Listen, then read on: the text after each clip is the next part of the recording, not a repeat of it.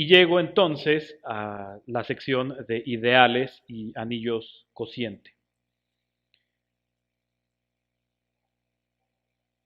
En la noción de ideal bilateral en un anillo, viene de el deseo de definir un producto, una multiplicación, en A módulo un subgrupo, ¿no? A es anillo. Entonces A, tenemos permitido hablar de subgrupos de A con la suma, ¿no? Porque A es grupo abeliano con la suma. Entonces, si me dan un subgrupo de A con la suma, puedo automáticamente formar el cociente como grupo. Y lo que yo quisiera es definir un producto en términos de representantes que haga al cociente un anillo. Y me pregunto cuáles son las condiciones. Y se llega así a la noción de ideal bilateral. Me ahorro toda la discusión que hice cuando llegamos a la noción de subgrupo normal, porque es completamente análoga. Entonces, si me dan un subgrupo de A con la suma, digo que es ideal izquierdo si se traga la multiplicación de cualquier elemento suyo por cualquier elemento del anillo. Entonces, en particular, I es cerrado bajo el producto de sus propios elementos, pero no solo es cerrado bajo el producto de elementos suyos con elementos suyos, sino que dado un elemento suyo y cualquier elemento del anillo, se traga el producto por la izquierda, ¿no? Siempre y cuando multiplique por A por la izquierda, ¿no? Recuerden, aquí a mi anillo ni siquiera le pedí que fuera conmutativo ni que fuera unitario. Ok, un ideal derecho, digo que mi subgrupo es un ideal derecho, si se traga el producto de sus elementos con elementos arbitrarios de A, pero por la derecha. Y digo que es ideal bilateral, pues, como ustedes ya se imaginarán, si simultáneamente se traga productos por la izquierda y productos por la derecha. Claro, si mi anillo es conmutativo, todo ideal izquierdo es ideal derecho, todo ideal derecho es ideal izquierdo, y ambas nociones coinciden con la noción de ideal bilateral. Entonces, si en anillos conmutativos simplemente está la noción de ideal. Ok, ejemplos. Los múltiplos de un entero fijo n forman un ideal bilateral de z. Observen, si tengo mi anillo conmutativo, R, y tengo un elemento, entonces cuando formo todos estos productos obtengo un ideal bilateral de R. Observen, claro que sí, este, este cerrado, este es cerrado cuando multiplico por elementos arbitrarios de R. Sí, ¿no? Porque cuando multiplico cualquiera de estos por un elemento de R, ese elemento de R se lo puedo cargar acá. Y es cerrado bajo suma porque, por ejemplo, RA más SA, si R y S están en R, pues esto es R más S por A, ¿no? Por ejemplo. También 0 por A es 0 y así el 0 está aquí. Y, bueno,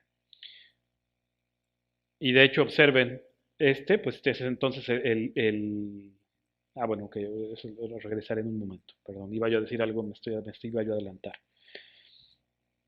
Si K es un campo, entonces K tiene exactamente dos ideales. Sí, ¿no? El 0 siempre es ideal, ¿no? El conjunto cuyo único elemento es el 0 siempre es un ideal, no importa en qué anillo esté. Ok, claro que el total es ideal, ¿no? Claro que sí, ¿no? Es un subgrupo, sí, y es cerrado bajo estos, sí. Pero en un campo no hay más que esos dos, más que los dos obvios. Y pues la idea es que si me dan un ideal que tiene un elemento diferente de 0, ese elemento diferente de 0 tiene inverso multiplicativo, hago ese producto, obtengo al 1 y después de obtener al 1, pues puedo multiplicar el 1 por cualquiera y ya entonces tengo todo el campo. Z no es un ideal de Q, ¿no? Y entonces aquí observen, tengo un subanillo unitario de mi anillo conmutativo unitario, pero pues no es ideal. ¿Por qué no es ideal? Pues si quieren por 3, ¿no? Y Z no es uno de los dos ideales obvios que dije de este campo. Similarmente, Q no es ideal de R, también por la misma razón, ¿no? R tiene solo dos ideales, a saber, el 0 y el total. Entonces, este, que no es el total, pues no puede ser ideal. O si quieren verlo más pedestremente, si este fuera ideal, pues como contiene al 1, contendría 1 por cualquiera de aquí. Pero entonces ya te contendría todo R. Y finalmente, un ejemplo muy bonito, que es que dentro del anillo de funciones infinitamente diferenciables definidas en un intervalo, si a mí me dan un punto del intervalo y considero las funciones que se anulan en el punto, lo que obtengo es un ideal bilateral de este. Pues sí, ¿no? Si como la multiplicación está definida puntualmente, si yo multiplico cualquiera de estas por cualquier función infinitamente diferenciable, el resultado vuelve a anularse aquí, en x0. Y el resto de que hay que checar que la función constante 0 está, pues sí, claramente, que es cerrado bajo suma, también porque la suma está definida puntualmente, y también bajo tomar inversos, aditivos, también es claro. Okay. Ejercicio, también para que tengan un poquito de práctica con anillos no conmutativos. Si me dan un anillo, ya no necesariamente conmutativo ni unitario, eh, de nuevo, este conjunto de todos los productos de la forma alguien en R por A, donde el alguien en R aparece del lado izquierdo, es ideal izquierdo, y A por alguien en R, por alguien arbitrario en R, es ideal derecho. Observen que si mi anillo no es unitario, no puedo asegurar que A esté ni en este ni en este, si mi anillo no es unitario. Okay. Son algunas de las dificultades que enfrenta uno si uno quiere estudiar anillos no unitarios. Ok. En el conjunto de matrices de 3×3 con entradas complejas, que es las matrices que en la primera columna tienen números complejos arbitrarios, pero en el resto, en las otras dos columnas tienen solo ceros, es un ideal izquierdo, pero no ideal derecho, ejercicio. Similarmente, si ahora en el primer renglón permito cualesquiera números complejos, pero en los otros dos renglones no, tengo un ideal derecho, pero no izquierdo. Y ejercicio, digamos, aquí introdujimos ya dos tipos de ideal, un tipo de ideal izquierdo y un tipo de ideal derecho. Y lo que dicen los siguientes es que no hay que irse con la finta. Hay anillos que tienen ideales izquierdos que no son de esa forma y anillos que tienen ideales derechos que no son de la otra forma y anillos conmutativos unitarios que tienen ideales que no son también de esta forma. Entonces, digamos, es como para no irse con la finta, para no creer que ya con ideales de esta forma ya le pegué a todos. Eso no sucede. Estos tres ejercicios por el momento quizá puedan ser un poco difíciles. Conforme desarrollemos la teoría se van a volver muy sencillos. Por ejemplo, cuando hablemos de anillos de polinomios, se puede ver ya muy fácilmente ejemplos. Ok, pues el teorema que estoy buscando, que es que en efecto la noción de ideal bilateral es la que me permite definir un producto que haga de la partición A módulo el subgrupo I un anillo y no solo un grupo con la suma. Eh, Observen, como A es grupo abeliano con la suma, e I, al ser ideal, bilateral, al ser ideal, automáticamente sé que es subgrupo de A con la suma. Entonces, yo sé que puedo formar A módulo I como grupo y que de hecho es grupo abeliano. Y entonces ya por eso me preocupa solamente la posibilidad de definir el producto en términos de representantes. Pues en efecto, esta operación está bien definida y hace de A módulo I un anillo. Si A es unitario o conmutativo, A módulo I también lo es. Fíjense, esta parte ya es obvia si es que esto está bien definida. ¿Por qué? Porque si está bien definida, pues ya sé que entonces la clase del 1 pues tendría que ser esto, que sería la clase que entonces me da igual a la clase de B, por ejemplo. O por ejemplo, esto sería igual a la clase de B por A si es que A es conmutativo. Y regreso.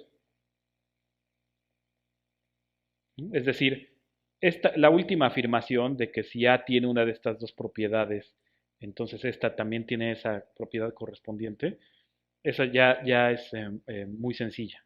De hecho, si esta operación está bien definida, el que esto es un anillo, es ya también un ejercicio rutinario, y entonces lo voy a dejar como ejercicio.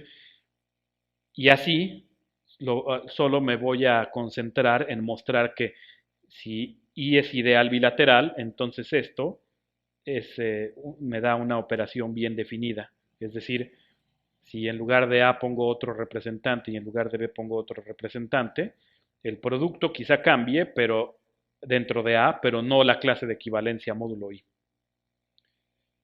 Bueno, pues probémoslo. ¿Sí? Tomemos elementos relacionados, ¿no? En lugar de A, el representante C, en lugar de B, el representante D. Yo quiero ver que A por B está relacionado con C por D. Ok, ahora de esta congruencia módulo I, ¿no? Módulo el subgrupo I, yo sé que hay testigos, ¿no? Es decir, existen H1 y H2 en el subgrupo con esta propiedad, ¿no? Y esta es con la operación de más, ¿no? Porque es I como subgrupo de A con la suma. Sí, ¿no? Porque esto significa que A operado con el inverso de C está en I. Entonces aquí está reflejado eso. A menos C es mi H1. Y similarmente B menos D es mi H2. Entonces sí, si sucede esto, yo sé que existen tales elementos. Ok, y entonces hago el producto, digamos, a lo bruto, ¿no? Con fuerza bruta. Entonces hago ese producto, uso la distributividad por ambos lados, que la suma distribuye al producto tanto por la izquierda como por la derecha, y llego a esto, a que este es C por D más C por H2 más H1 por D más H1 por H2. Entonces, por ejemplo, esto sale de distribuir esto y ponerlo acá, y luego distribuir C a través de cada uno de ellos. Entonces es primero la distributividad por la derecha y luego por la izquierda, y similarmente la otra. Es decir, así es como llego de aquí a aquí usando las dos distributividades. Ok, y ahora observen, A por B es igual a C por D, que es parte de lo que quiero llegar, ¿no? Porque yo quiero que A por B esté relacionado con C por D. Y observen, H1, H2 está en I. Ok, pero la parte crucial es cómo garantizo que C por H2 y H1 por D están en I. Pues la forma que tengo de garantizarlo es, pues, suponiendo que I es ideal bilateral, ¿no? Para que así al ser ideal izquierdo, esté en I, y este al ser ideal derecho esté en I. ¿No? Y este, pues, con más razón. Ok, y así es que logro llegar a que A por B es igual a C por D más todo esto que está en I porque I es cerrado bajo la suma. Y eso muestra que la clase de A por B, módulo I, es igual a la clase de C por D. Y así, pues la operación que estoy proponiendo, es decir, definida en términos de representantes, está bien definida. Como dije, una vez que, que sé que la operación está bien definida, el resto es bastante sencillo, es rutinario. Entonces lo dejo como ejercicio. El anillo A módulo I, ¿no? Es el anillo cociente de A módulo I. ¿Sí? Y entonces, observen, para construirlo solo requerí que A fuera anillo y que I fuera ideal bilateral. Y la propiedad de ser unitario se heredaría si es que A es unitario y la propiedad de ser conmutativo también se heredaría si es que A es conmutativo. ¿Okay? Este ejercicio consiste en probar que la noción de ideal es la universal o la adecuada o la más general posible para dotar a una partición de estructura de anillo, ¿no? Es decir, si me dan un anillo y me dan una partición, este es el conjunto potencia de A, ¿no? Los elementos son los subconjuntos. Entonces, cualquier partición es subconjunto de la potencia. En fin, si me dan una partición y resulta ser que las reglas definidas en términos de representantes arbitrarios, si están bien definidas, entonces es anillo. En ese sentido generaliza a esta parte de acá. Pero además, la partición proviene de un ideal.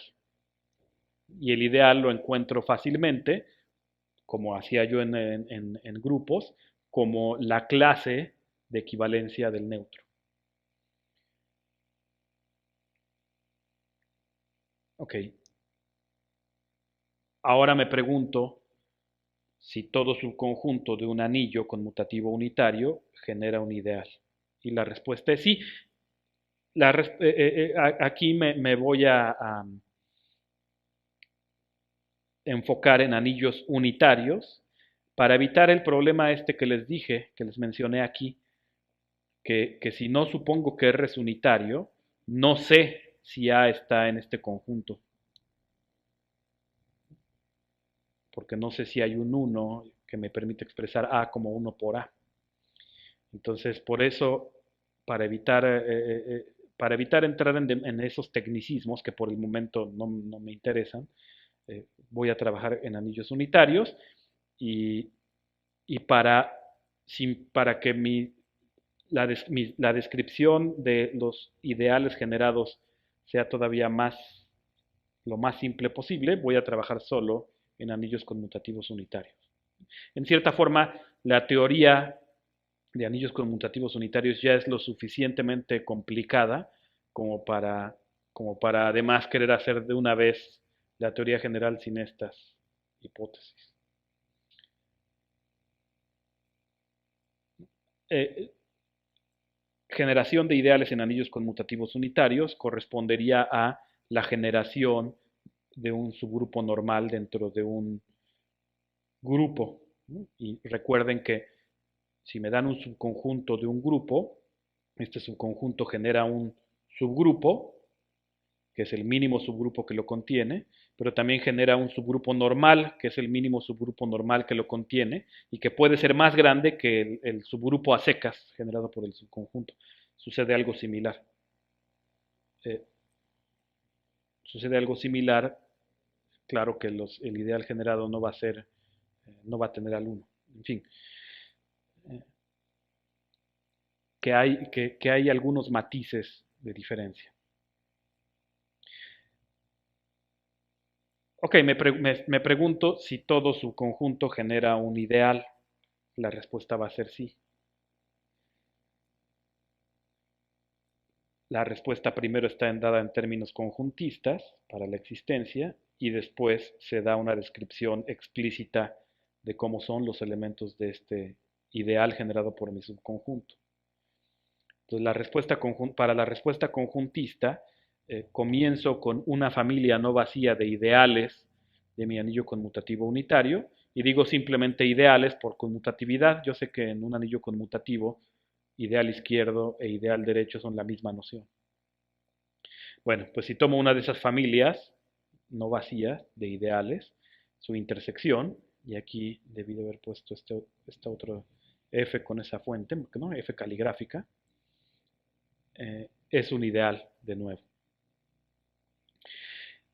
La prueba es de nuevo un ejercicio rutinario, entonces se lo dejo como ejercicio. Y así, si me dan mi subconjunto de mi anillo conmutativo unitario R,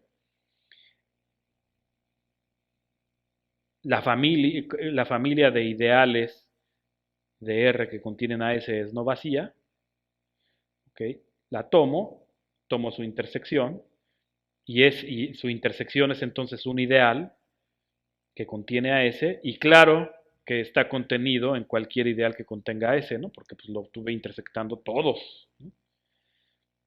Los que contenían a S. Okay. A ese ideal le llamo le llamo ideal de R generado por S y lo denoto así. Entonces, este sería el símbolo diagonal invertida, Langle, luego I, y luego rank, y luego R. Ok. Entonces, si todo subconjunto de un anillo conmutativo unitario genera un ideal, observen que en la definición de ideal no pido que el 1 esté en el ideal. O sea, aquí en mi definición no se pide que el 1 esté ahí, porque de hecho una vez que el 1 está, todo el anillo tiene que estar contenido en el ideal. Entonces sería incluso un poco tonto pedir que el 1 estuviera. Entonces, ideales propios no son subanillos unitarios. Bueno, lo siguiente que me pregunto es, ¿cómo doy una descripción explícita de los elementos del ideal generado por S? Pues lo pienso. Y pues si mi subconjunto es el vacío, el ideal que genera pues, es el cero, ¿no? Porque el cero siempre es ideal, es el ideal más pequeño posible. Ok, entonces supongan que que mi subconjunto S no es vacío. Entonces, como están en el ideal generado por S, tienen que estar todos los elementos de S. Y al estar todos los elementos de S, tienen que estar todos los productos de esos elementos con elementos arbitrarios de R. Es decir, cada uno de estos elementos tienen que estar aquí. Y con ellos su suma. Y así veo que tengo esta contención. Y claro que I está contenido aquí porque como mi anillo es unitario, cualquier elemento de S puedo expresarlo como 1 por S. El 1 del anillo por el elemento S. De manera que basta con que este sea ideal para que coincida con el ideal generado por S. Pero, pues claro que el 0 pertenece a este, pues sí, ¿no? Porque es 0 por cualquier elemento de S y ese es no vacío. Si alguien está, su inverso está, ¿sí? Porque el menos entra en todos los humanos, ¿no? Si alguien está aquí, su inverso está porque, su inverso aditivo está, porque lo puedo poner así, porque el menos entra en cada uno de los humanos. y es cerrado bajo sumar, sí, y es cerrado bajo multiplicar por elementos de R por distributividad, ¿no? Porque cualquiera de estos por elemento de R, esta R entra en cada sumando por distributividad. Entonces sí, es realmente sencillo ver que esto es ideal y entonces coincide con el ideal generado por R. Observen que es el esqueleto, la idea de la prueba, es la misma con la que obtuvimos la descripción del subespacio de un espacio vectorial generado por un subconjunto y del subgrupo de un grupo generado por un subconjunto y posteriormente del subgrupo normal de un grupo generado por un subconjunto. Y observen en particular, cuando el ideal generado por un solo elemento puede ser obtenido simplemente como el conjunto cuyos elementos son todos los productos de la forma alguien en R por A. Okay.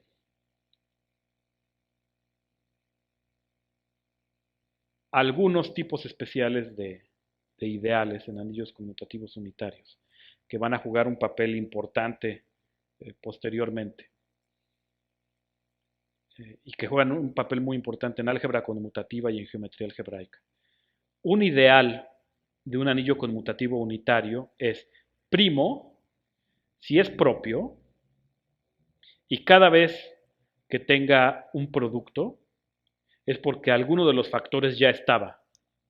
O sea, yo sé que si me dan un ideal, ese ideal se traga el producto de cualquier elemento suyo por cualquier elemento del anillo. Ok, pero a priori puede ser que si tengo dos elementos afuera, el producto caiga ahí adentro, ¿no? Por ejemplo, en Z módulo 6 vimos que el 0 es ideal, pero es ideal, se traga el producto de él con cualquiera, pues si 0 con cualquiera es 0, ¿sí? Pero también 2 por 3 es 0, y el 2 y 3 no estaban en el ideal. Entonces, la noción de primo es que de alguna forma es un ideal es primo si es como lo suficientemente amplio o grande, en cierto sentido, como para que la única manera de que un producto esté ahí adentro es porque alguno de los factores ya estaba. Es decir, si tomo dos elementos afuera del ideal, su producto no puede caer adentro, ¿no? Entonces, un ideal es primo si su complemento es cerrado bajo el producto. Okay. Maximal si es propio y entre él y el total ya no hay ideales eh, propios, ¿no? Es decir, cada vez que me den un ideal de A, si contiene ahí, es porque o es I o es el total. Entonces, maximales, ya entre él y el total ya no hay nadie de manera propia. Máximo, si es propio y contiene a todo ideal propio, que no es lo mismo, ¿no? Observen que si un ideal máximo pues es maximal, pero hay muchos ejemplos de anillos con ideales maximales que no son máximos. Y finalmente, de una naturaleza un poquito distinta a esto, son los principales. Un ideal es principal si puede ser generado como ideal por un solo elemento. Por ejemplo, todo subgrupo de Z es de la forma nz para algún entero adecuado n. En particular, todo ideal de Z es de la forma nz. Es decir, todo ideal de Z es principal. Vamos a ver que hay anillos conmutativos unitarios en los que hay ideales que no son principales. Ejercicio, ¿no? Para tomar un poco hacer un poco de experiencia. Un ideal es primo si, solo si el cociente, el anillo cociente es dominio entero. Observen, primo, si la única forma de caer en I es que alguno ya esté en I, pues sí, claro que evoca la noción de dominio entero, ¿no? La única forma de darle al cero, que sería aquí el cero es I mismo, es que alguno de los dos sea cero, ¿no? Entonces, sí, es de esperarse que la noción de primalidad esté relacionada con la noción de dominio entero. Maximal sí, solo si el cociente es un campo. Es, sí, ¿no? Es de esperarse también porque el que no haya ideales entre I y A de manera propia, pues como que sí parece estar relacionada con el hecho de que en un campo solo hay dos ideales. ¿Ok? Todo ideal máximo es maximal, fácil. Todo ideal maximal es primo, fácil. Otro ejercicio es, dados un anillo conmutativo unitario y un ideal de A, describir todos los ideales de A módulo I en términos de los ideales de A que contienen ahí. Y similarmente describir todos los subanillos unitarios de A en términos de los subanillos de A módulo I. Ejercicio. Con la experiencia que tienen en grupos, eso no debería ser demasiado difícil.